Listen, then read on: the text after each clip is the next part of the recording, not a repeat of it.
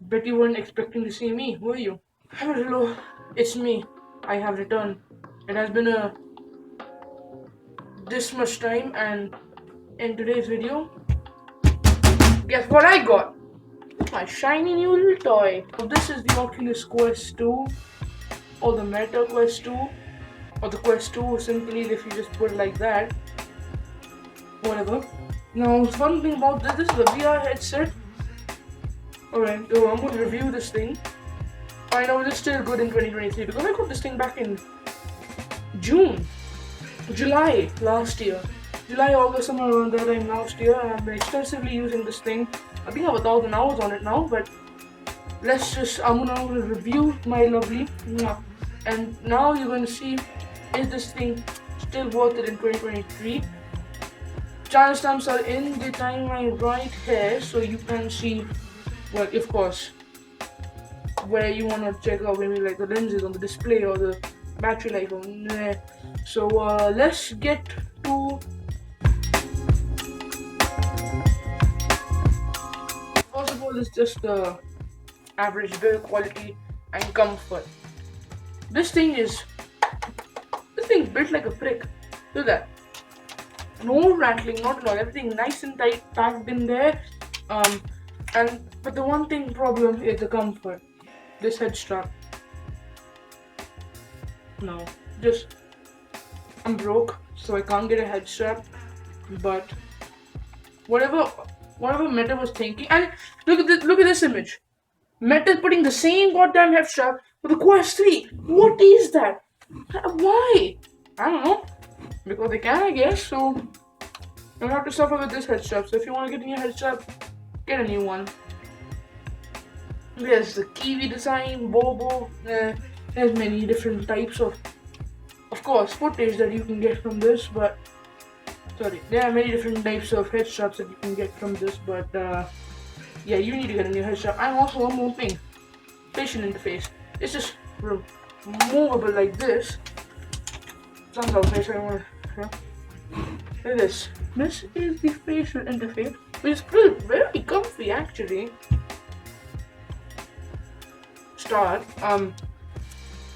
This is the silicone cover. Now it actually comes bundled with the Quest 2, but this is the actual head strap. It's this foam thing, and it's just very uncomfortable.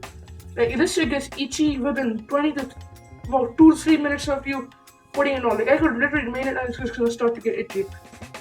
And I don't like, playing Beat Saber, where like, for example, I've got a controller here, I'm slashing it, and then I'm like reaching the under and just itch my entire face. It's not fun.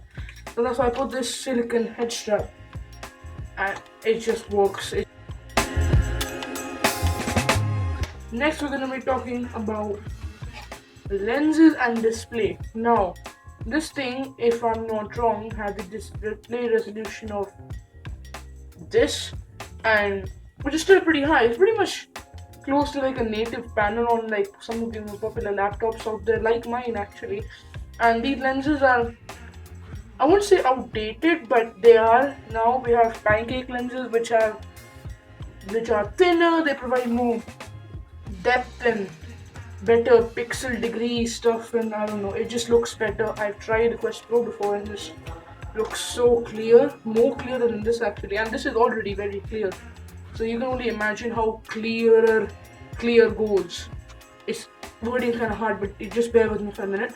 So this uses the last generation Fresnel lenses, and the funny thing about these Fresnel lenses is the fact that see those circles over there?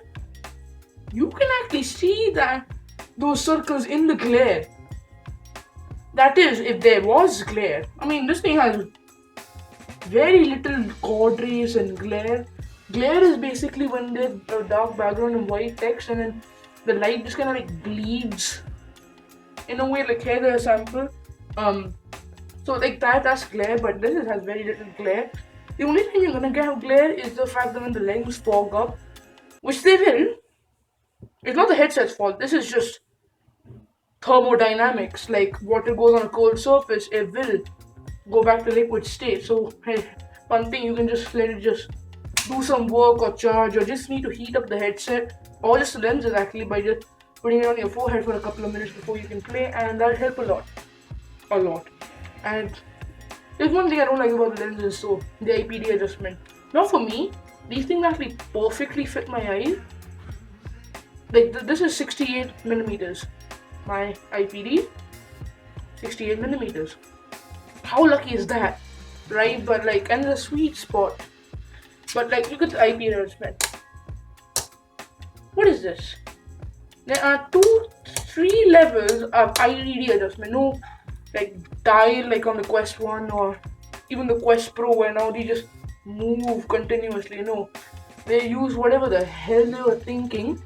I don't know what they were thinking, but like, this is horrible. Like, this is bad, like really bad.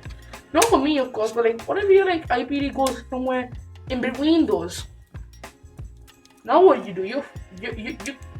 You messed up now. You fucked up. Like, there's nothing you can do. These are the only 3 things that you can do for the lenses, and that's just not really appreciated from Oculus, but like, it's okay. It's 2023, but still, general audiences would fit this range. Alright, now when you have a VR headset, you're gonna have to interact with the virtual board in some way. Now this thing does have hand tracking, and recently in V49 we actually got hand tracking 2.1, which further increases the algorithm where it tracks your hands.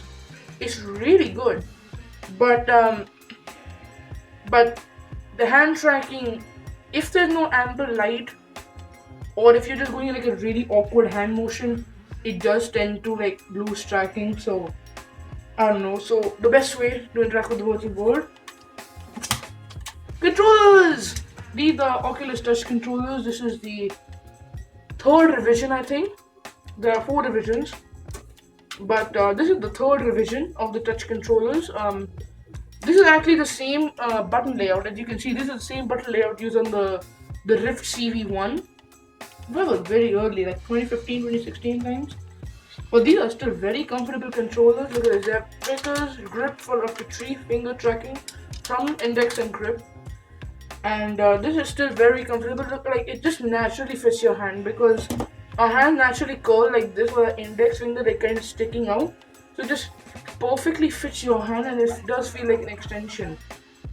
And the other thing fun thing about these controllers is the fact that these things are stronger than literal bricks. I have played Gorilla Tag multiple occasions actually, where I threw the controllers maybe at the wall or the cabinet or something, and they would break. No, they would not break. The battery door would just open. I just grabbed the battery door, grabbed the controller, and went on about my day. No damages happened. I mean, there are a couple of scratches that you can see on this one. It's maybe hard to see on actually not hard to see on camera. You can see that black flash. I don't know how that happened, but it just went right in. And I said, look, I'm gonna purposely damage my controller. Shit, didn't stop working. Okay, see? It's still working. These things are bricks, they will tank damage. Now, we have tracking. How are you going to track where the controllers are? This uses inside-out tracking or slam tracking. I don't know what that means, but basically there are 4 cameras on the headset that it can use to track the controllers, and it is bang on precise. Even by today's standard, this is bang on precise. There's one thing about inside-out tracking that really is bad, which was actually fixed by the Quest Pro. Occlusion. This is when the cameras can't see the controller, so now what to do? You can't see the controllers.